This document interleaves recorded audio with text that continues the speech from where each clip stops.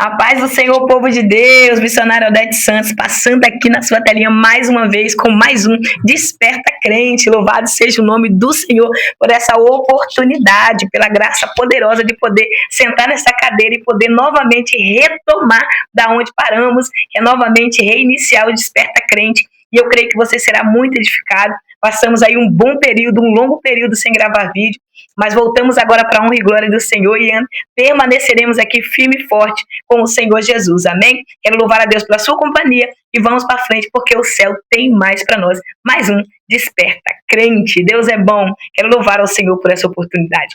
Nós iniciamos aí aproximadamente alguns meses atrás o livro do Apocalipse, né? A gente entramos no panorâmico, entramos no contexto e chegamos até a carta aos Efésios. O último vídeo que eu gravei aqui foi na carta aos Efésios. Agora nós vamos retomar novamente as gravações dos vídeos e agora eu já inicio novamente na segunda carta que João escreve às igrejas na Ásia Menor, que é a carta de Esmirna. Uma das duas igrejas que não vai receber do Senhor correção, vai receber exortação, né, para poder estar firme na presença do Senhor, vai receber do Senhor também elogios, né, e exortação para permanecer fiel no Senhor. Então, essa carta, essa igreja foi fiel ao Senhor, uma das igrejas que o Senhor escreve elogiando o posicionamento. Então vamos lá, nós vamos entender um pouco mais sobre posicionamento, sobre certeza da fé, fidelidade em meio às lutas, porque essa igreja representa fidelidade em meio às provas, porque a igreja de Esmirna, ela era uma igreja pobre em uma cidade rica, era uma igreja fiel no meio de um povo, de uma cidade fiel ao sistema, fiel ali ao governo, fiel ali a Roma, e eles não se dobravam. Então, ali naquela cidade de Esmirna, havia uma igreja fiel a Cristo. Isso é muito forte, né? Você ser fiel ao Senhor em meio a um sistema que atualmente nós vivemos nesse período, né?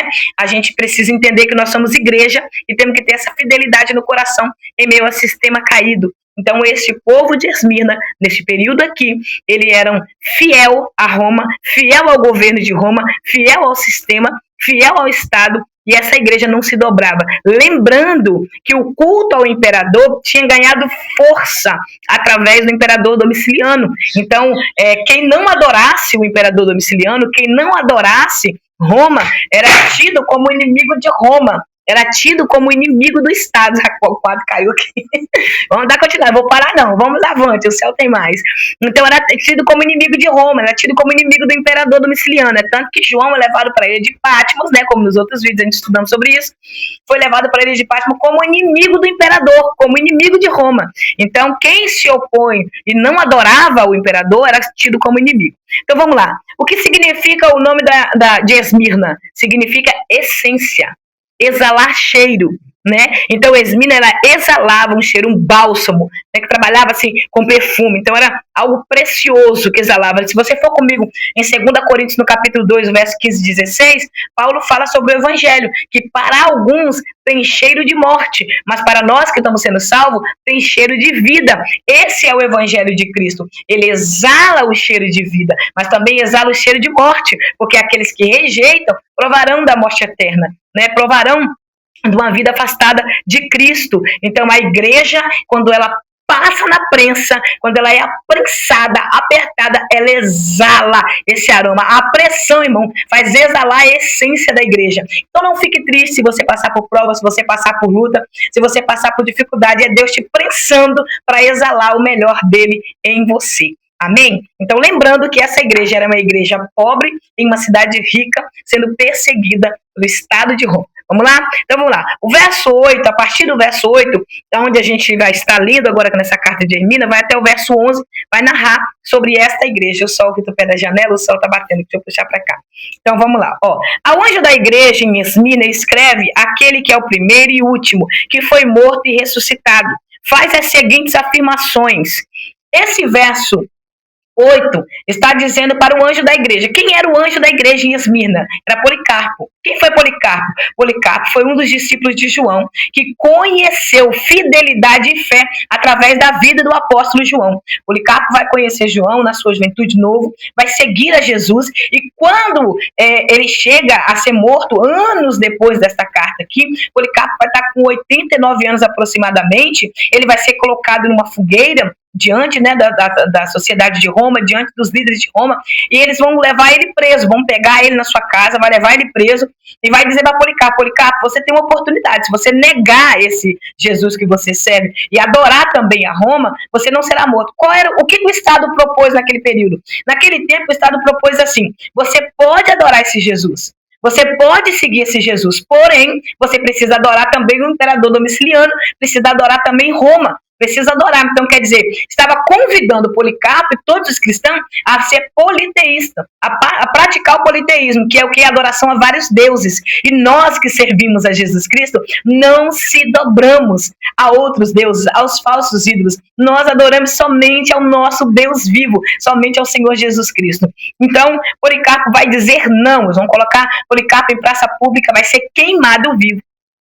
Enquanto Policarpo está sendo queimado vivo, aleluia, o fogo, alguns historiadores vão dizer que o fogo não queimava o corpo dele. Então, para ele ser morto, eles atravessaram uma espada no peito de Policarpo e ali tombou-se ali o corpo daquele homem, mas eu creio, levantou diante de Deus poderosamente como um dos servos que foi um dos mártires cristãos. Então, foi um dos mártires cristãos mais forte, mais tremendo, que ficou marcado na história, né? A morte de Policarpo, um homem que morreu queimado vivo, mas fiel a Deus, rejeitou adorar o governo e o Estado de Roma. Então, lembrando que a igreja ali em Esmirna, a cidade de Esmirna, o povo de Esmirna, era fiel ao Estado, fiel a Roma, e eles tinham vários deuses, eles adoravam a deusa Cibele, eles cultuavam também o deus Dionísio, é tanto que no verso 8 aqui, quando o Senhor fala, aquele que morreu e ressuscitou está vivo, no caso, dizendo que ele está vivo, aquele que morreu e ressuscitou, porque eles adoravam um deus chamado Dionísio, que esse deus morreu, mas não ressuscitou. Então o Senhor estava dizendo para ele que os deuses que eles adoravam era falso, não tinha ressuscitado, e ele sim, ele se entregou naquela cruz, depois de 3 dias, ele ressuscitou para a glória do nome do Senhor. Eles adoravam o deus Apolo, eles adoravam também o imperador Tibério, eles adoravam, era politeísta, né? Adorava vários deuses. Então, o verso 9 diz assim, conheço as tuas aflições e a tua pobreza, contudo tu és rico, conheço a blasfêmia dos que se dizem judeus, mas não são. Pelo contrário, são sinagogas de Satanás. Quando o Senhor Jesus refere sobre sinagoga de Satanás e esses que se dizem judeus e não são, o Senhor Jesus estava se referindo aos judeus que era contra o cristianismo, aqueles que ajudavam a prender, aqueles que caçavam os cristãos, que eram os sacerdotes, os líderes religiosos, saduceus, fariseus. Então, eles se uniram para perseguir os cristãos. Eles pegavam os próprios seus irmãos, né, que eram judeus como eles, e entregavam a Roma. Eles faziam parte. É tanto que teve um período, eu até notei aqui, de um certo período da história, que por eles não adorar, né, por eles não se dobrar à idolatria, aos falsos deuses daquele tempo, eles eram pegos, e muitos dos cristãos que não adoraram, 1.500, aproximadamente 1.500 cristãos, foram levados no alto do monte chamado Pargos, colocado lá em cima, e eles tinham a oportunidade de não negar o Senhor, mas eles não negavam, eles permaneceram fiel, e foram jogados 1.500 crentes de cima desse monte, de aproximadamente 600 metros de altura. Irmãos, eu paro para analisar, sabe, quando eu vou estudar sobre o mártir cristão, que eu vejo o sofrimento, eu fico imaginando, a gente nega Jesus aqui no Brasil, né, por tão pouco.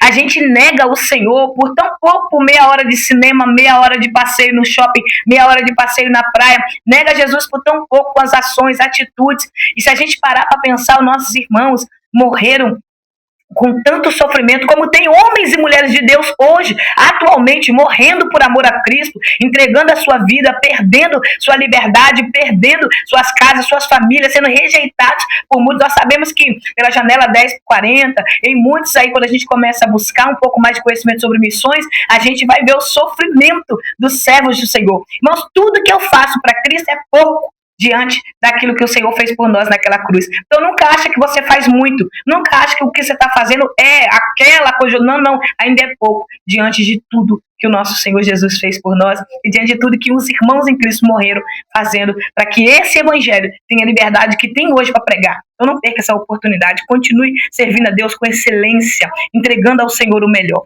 Então, 1.500 crentes não negam o Senhor naquele período, assim a história diz, né? Alguns historiadores também deixaram escrito para que a gente compreenda e aprenda um pouco mais. E logo depois, mais 800 crentes vão ser jogados desse monte pagos por não negarem ao Senhor. Por não negarem ao Senhor. Então imagina aí quantos crentes, o sangue do povo de Deus sendo derramado, mas eles morriam fiel ao nosso Senhor Jesus Cristo. Que essa fidelidade venha ao nosso coração nesse dia, que essa fidelidade venha sobre a sua vida e sobre a minha vida, que quando nós somos prensados, que nós, quando a gente passar pelo processo e for apertado, a gente continua fiel ao Senhor. O verso 9, aqui o Senhor diz assim: eu conheço as tuas aflições, a tua pobreza. Quer dizer, uma igreja que estava pobre em uma cidade rica por não negar a Jesus. Então perdiam-se os benefícios, não tinha benefício. Era uma igreja que estava passando pelo processo da perseguição, sendo perseguido pelos romanos, sendo perseguido pelos judeus, que se infiltravam dentro da igreja, fingiam que eram cristãos para prender os crentes. Então essa é a sinagoga de Satanás que o Senhor está se referindo. Os falsos judeus, né, que serviam ao inimigo, não a Deus. O verso 10 diz assim: não temas nada do que estás prestes a sofrer. O Senhor está dizendo, não tenha medo do que você ainda vai passar. O Senhor está dizendo, Ele é Deus presente.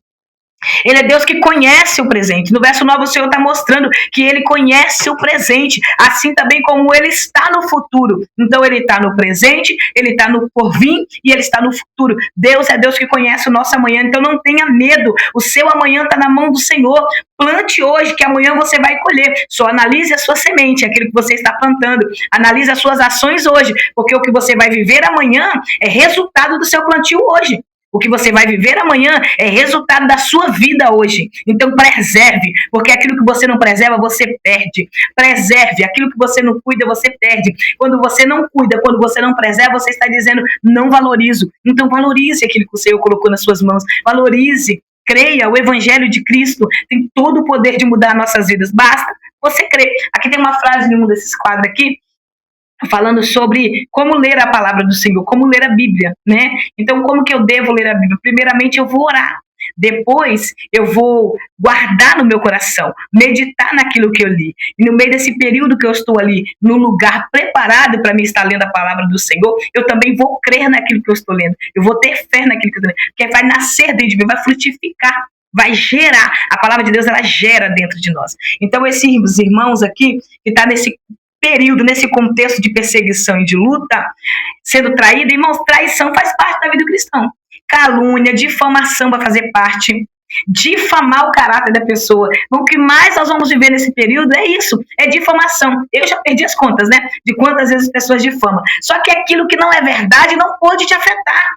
Aquilo que não é verdade, aquilo que você não fez, não pode te tirar do lugar que você está, da posição que Deus te colocou. Então você está dizendo, não temas tudo aquilo que você está prestes a sofrer. Você não pode sofrer com ansiedade, quer dizer, sofrer pelo amanhã, antecipar o amanhã. Ansiedade é isso, é você sofrer pelo amanhã, por algo que ainda não aconteceu, por algo que talvez possa nem acontecer. Então o Senhor está dizendo, não temas, não tenha medo, tenha coragem, eu estou no seu presente, eu estou no seu futuro, eu sei o seu amanhã. Então, que a gente venha ter essa lição hoje, de entender que o Senhor, Ele nos conhece, Ele tem o diagnóstico da igreja dele, você é a igreja do Senhor. Olha só, eu estou gravando esse vídeo aqui eu estou como um templo do Espírito Santo, mas quando eu estou junto com a igreja, junto com os irmãos, eu sou igreja de Cristo, e Ele tem o diagnóstico do templo dele, Ele tem o diagnóstico da igreja dele, Ele conhece a cada um de nós, que nós venhamos permanecer firme e fiel ao Senhor, nesse tempo de infidelidade, nesse tempo que pessoas se perderam no meio da caminhada, nesse tempo que pessoas começaram bem, estão terminando mal, perderam o temor de Deus no coração, que a gente venha ter temor, e não ter medo, mas temor, e continuar firme em Cristo. Nada do que estás por vir, nada do que iremos passar ainda. Sofrer faz parte. É no sofrimento que a gente aprende a ser fiel ao Senhor. O que é isso, missionário? É isso mesmo. Dor com Deus é pedagógica. Dor com Deus é pedagogia. Então, o sofrimento com Deus é para crescimento. Os períodos que eu mais cresci espiritualmente foi nos períodos que eu mais sofri. Eu estava ontem analisando sobre isso. Teve períodos na minha vida que eu sofri tanto que eu só vivia chorando. Eu entrava na igreja chorando, saía da igreja chorando. O inimigo ele usa muito na área da rejeição, para rejeitar a minha família, rejeitar a minha casa, porque é uma fase que eu sofri muito na infância também, em muitos ambientes. Então é uma área que o inimigo tenta muito, que é a área da rejeição. Então, tirando a parte de calúnia, essas coisas que a gente sofreu, eu sofria muito com isso. Hoje, Deus me deu uma estrutura, porque o Senhor me ensinou a ressignificar. O que é ressignificar? É dar sentido, é fazer novo. Então eu compreendi que através desses ataques, dessa rejeição, das calúnias, difamação, era algo que Deus estava me ensinando para ajudar as pessoas, para tratar as pessoas. Então, através do sofrimento, o que eu fiz? Eu transformei a dor e não transmiti ela. Então, é assim que a gente aprende com o que estou passando daqui a pouco do sol. E assim a gente aprende com Cristo, que você receba da parte do Senhor neste momento essa capacidade vinda de Deus do alto de ressignificar. Amém? Então não temas. Eis que o diabo está para lançar alguns de vós na prisão, a fim de que sejais provados e sofreis perseguição durante 10 dias. Vamos lá. Quando a gente começa a estudar um pouco mais, a gente vai compreender alguns historiadores, alguns biblistas, eles levam esse texto como se Jesus estivesse apontando para 10 níveis de perseguição da igreja. Eu não vou conseguir dar tudo aqui, mas data, tudo certinho, porque vai ficar um vídeo muito longo. E o propósito não é um vídeo muito longo. O propósito aqui não é estar te ensinando um curso de teologia, mas sim que você venha crescer um pouco mais na fé em Cristo Jesus. Então, o vídeo aproximadamente aqui, eu gosto de gravar ele entre até 20 minutos. E eu não gosto de passar mais disso. Então, não dá para ir muito, tá? Eu vou ler aqui. Esse período aqui de 10 níveis de perseguição, né?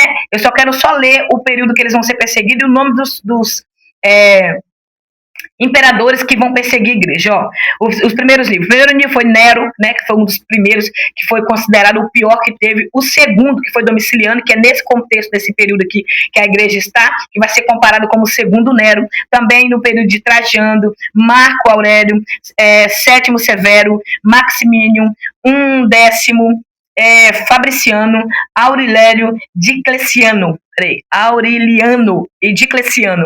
São os períodos que a igreja vai sofrer muita perseguição mesmo. Então, possa ser que esse texto esteja apontando para esse período de 10 períodos de perseguição da igreja e também para um período de 10 dias, que é o que a igreja que vai sofrer, um período muito severo de perseguição. Então, o Senhor está dizendo, né? Ser fiel até a morte. E eu te darei a coroa da vida, porque Esmirna era o canal, o lugar da onde tinha os jogos, né, romanos, aonde tinha ali me deu um branco aqui agora, eu esqueci o nome do lugar, aonde eles corriam, competiam para uma coroa de folhas de louro, né, de ouro. Então o Senhor está dizendo, ser fiel até a morte, que eu te daria a coroa da vida, não uma coroa corruptível que vai ser destruída com o tempo. É como Paulo fala na carta de Paulo aos Coríntios, no capítulo 15, Paulo fala que nós estamos correndo para uma coroa, correndo por uma coroa incorruptível, uma coroa que não se destrói.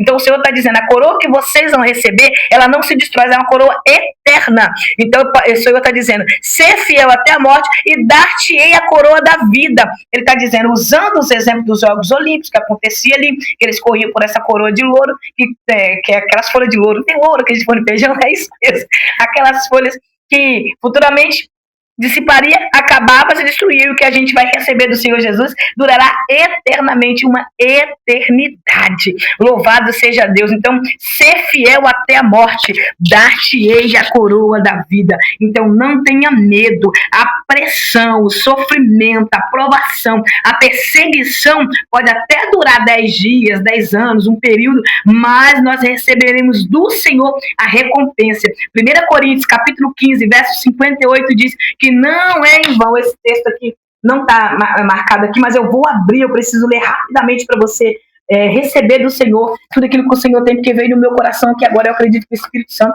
quer trazer a sua mente para você receber dele mais poder. Ouça aqui, o versículo 58 do capítulo 15 de 1 Coríntios diz assim, ó, portanto, meus amados irmãos, Paulo está dizendo para os irmãos, permaneceis firmes, e que absolutamente nada vos abale. Paulo está dizendo para a igreja de Coríntios, irmãos, permaneceis firmes e não deixe que nada abale vocês. Perseguição não abale, difamação não abale, calúnia não abale, ataques não abale, rejeição não abale, ataques espirituais, ataques físicos, porque até ataques físicos a igreja sofre, porque tem muitos servos de Deus morrendo aí por amor ao evangelho. Aí ele diz assim, ó, dedicai-vos, tenha dedicação. Faça por dedicação, faça. Sabe que eu parei de gravar nesse período aqui os vídeos? Porque eu não ia conseguir fazer com dedicação, eu não conseguiria me entregar como eu gosto de me entregar para a gravação desses vídeos, então não daria aquele período, então eu tive que parar por um tempo para retornar agora, entendeu? Então faça com dedicação, com amor, com zelo, faça como se fosse para Deus, até para a gente fazer tem que ser tudo fazendo para Deus, não para o homem, porque não é bom, irmãos. Eu estou gravando esse vídeo aqui para glorificar o Senhor, sim, pela sua vida, por todos aqueles que serão edificados, mas é para Deus que está sendo feito. É para o nosso Senhor Jesus Cristo. Então, dia após dia, a obra do Senhor, ele está dizendo, dedique-se dia após dia à obra do Senhor. Então, irmãos, missionário, eu estou fraco na fé. Quantas vezes você está mantendo união, unidade? Quantas vezes você está sendo alimentado? Quantas vezes você está no meio do corpo, está com o corpo de Cristo? Nós precisamos entender isso, irmão. Fraqueza espiritual vem quando a gente se afasta. Quando a gente está longe do braseiro. Volta para o braseiro, que você vai ficar forte de novo. Então, vamos lá? Plenamente. No caso, não, dia após dia, se dedica à obra do Senhor plenamente, consciente de que o Senhor, consciente de que tudo no Senhor, essa obra que você está fazendo, a obra que eu estou fazendo, esse vídeo que está sendo gravado aqui, ó, tendo consciência de que no Senhor, todo o vosso trabalho jamais será improdutivo. Com Deus é produtivo. Com Deus tem produção. Tudo que você faz para o Senhor vai ter produtividade. Então não pare, irmão. Não pare por nada, meu irmão. Permaneça fiel. Aí Jesus vai dizer para mim e para você nessa tarde, nessa madrugada, a hora que você vê esse vídeo, nessa manhã, não sei o momento que você vai ver, mas o Senhor vai dizer assim, ó, aquele que tem ouvidos para compreender o que o Espírito revela às igrejas, ouça. O vencedor, de maneira alguma, sofrerá a punição da segunda morte. Hebreus, capítulo 9, verso 27, diz assim, ao homem foi determinado morrer uma vez só e levantar para o juízo. Então não terá segunda morte. Se essa carcaça aqui tombar aqui, quando eu levantar, eu levantarei à direita de Deus, junto com o Senhor. E quando o Senhor for julgar o mundo por rejeitar a Ele, nós, a igreja de Cristo, estaremos junto com Ele. Não passaremos para o dano da segunda morte, que é lago de fogo, é inferno, é eternidade sem fim e sofrimento longe do Senhor. Então que você não perca essa oportunidade hoje, se entregue ao Senhor Jesus, porque há oportunidade para a igreja, mesmo que em meio à prensa, em meio à dificuldade, em meio à dor, à luta, você não negue ao Senhor. Amém? Permaneça firme com Cristo e nós estaremos juntos para a glória do Senhor. Vamos orar? Pai, nós te glorificamos, te louvamos, exaltamos o teu nome, por mais uma vez poder sentar aqui, gravar este vídeo e poder estar na presença do Senhor e permanecer nela. Eu quero entregar nas tuas mãos agora a cada irmã que vai ouvir esse vídeo. Que eles sejam, meu Pai, despertados nesse tempo, que eles venham cada dia mais se entregar na tua presença e não oscilar na fé. Assim eu consagro mais uma vez as nossas vidas, esse canal Desperta Crente, para a honra e para a glória do nome do Senhor Jesus. Desperta Crente, no céu tem mais. Passa esse vídeo para mais alguém, nós estamos juntos, para a glória de Deus.